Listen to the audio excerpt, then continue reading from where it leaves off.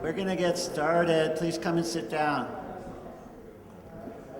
Good morning, everybody.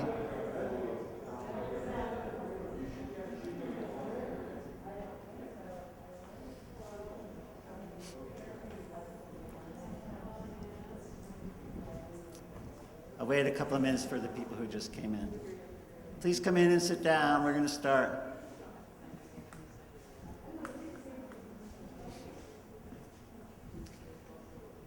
Welcome, everybody. Muy bienvenidos a todos. Good morning and happy Shavuot. I just want to acknowledge that we are in an important Jewish holiday. This is the celebration of the giving of the Torah. And the tradition, I think it's a particularly Sephardic tradition, is to stay up all night, last night, and study. So it's a special day in a lot of ways. Say that again? You read the Ten Commandments, yeah. So, okay, so today we have a lot in store, and we're going to start out with Myriam Moscona. I'm going to let Ruth present Myriam Moscona once again, and enjoy the day.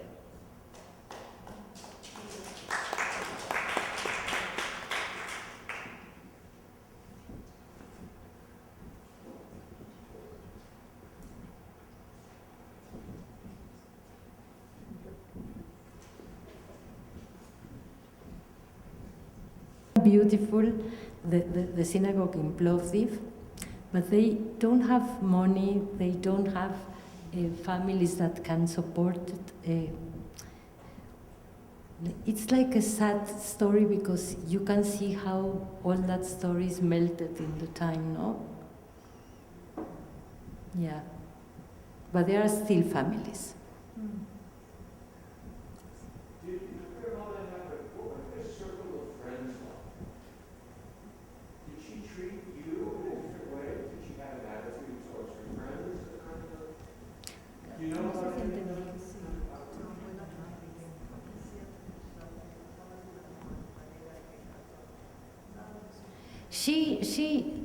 You have to imagine that she arrived to Mexico when she was more than 70. So, more than 70. Mm-hmm. So, she had friends in the same situation as she was.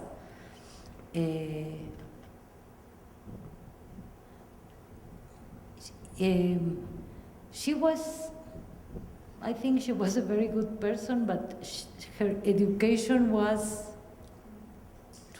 19th century. She didn't, it's so important as we are getting old not to lose the connection with the world, not to, all the time she was, when I was a little girl, I had no light, so what? And it's incredible how time las ficción, because it is true. In one time life, she when she was born, no light. When she died, it is said here the man get to the moon. So if you don't evolucionas, you will get old and you will be ugly for the others. You mentioned that she would burn the books that your mother was reading? Yes, because my mother used to read a lot, and she thought it was not good. Sounds a lot like my father when Yes. I was growing Yes. up. He didn't like it when I read books because he said I made the house feel very sad. Ay. Yeah, he said, you're reading and it feels like I'm in a funeral home because you're so quiet. But it was because he wanted me to be listening to Cuban music and dancing the cha-cha-cha or something, but I was there reading a book. And so, but reading can feel offensive, I think, to people who don't love reading or understand why it's important. So I think that must have happened with your grandmother. Maybe she felt she wasn't getting the attention from her daughter. So she wanted to take it out on the books. Yeah. And also the ironic thing, no, that from a person that was so difficult in my childhood, I received something so wonderful.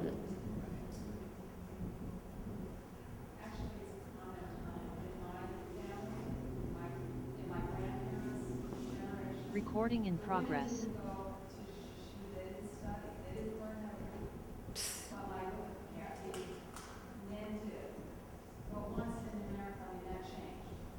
Yeah. And they weren't upset about it. They felt, oh, my grandmother felt ashamed that she hadn't learned, very much. Yeah. But it is kind of a generational thing in terms of the Jewish culture, I guess, for Yasha. We have to modernize, no? Question here? I wanted to know your question, like, how did you get this one together? What was your process? Well, I didn't know that I was going to write a novel, and I didn't know how to do it. So I always give the same example. It's like, I thought it was like building ¿cómo se dice? Una cajonera. Un mueble de cajones. Chest of drawers. No? Chest of drawers? Uh-huh. And in every drawer, A chest of drawers, I put what I needed to put in every drawer. So that's how I made the structure of the book. In the childhood, in Bulgaria, in the information of Ladino, there is a lot of information. Even if I have read something so personal that you heard today, really, it's not rhetoric, it's the truth. That is not what was important for me. The thing important for me is to know the reader what is Ladino. Some people still think that Ladino was the language the Jewish spoke in Spain. No, the Ladino didn't exist. The Ladino is after that cut in 1492, and that language is incredible. It has a biography incredible.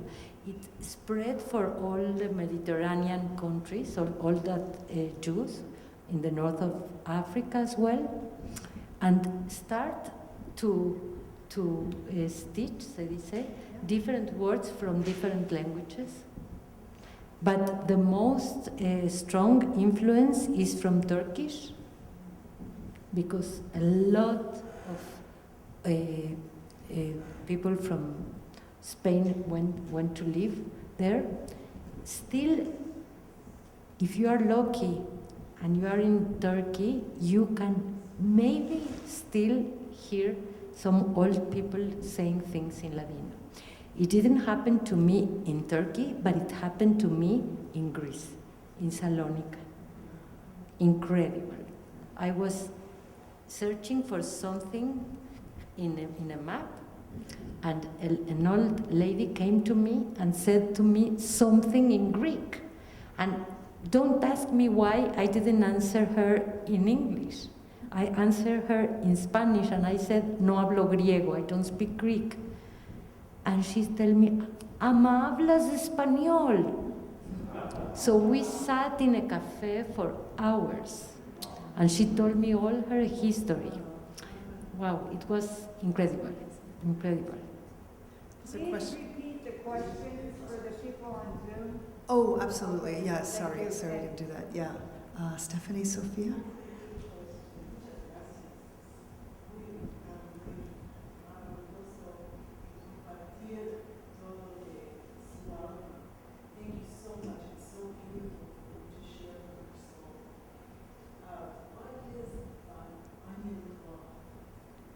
Okay, so the question is, well, first Stephanie Sofia said, thank you for sharing work from your soul. And she's asking, what is tela de cebolla? What is onion cloth?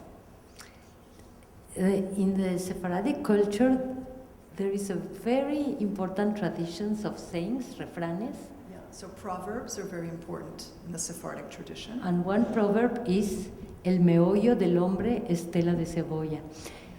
There are many interpretations about what is "el meollo del hombre es tela de cebolla."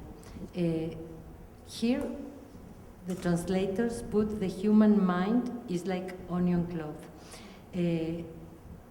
Meollo, there are two meanings for meollo.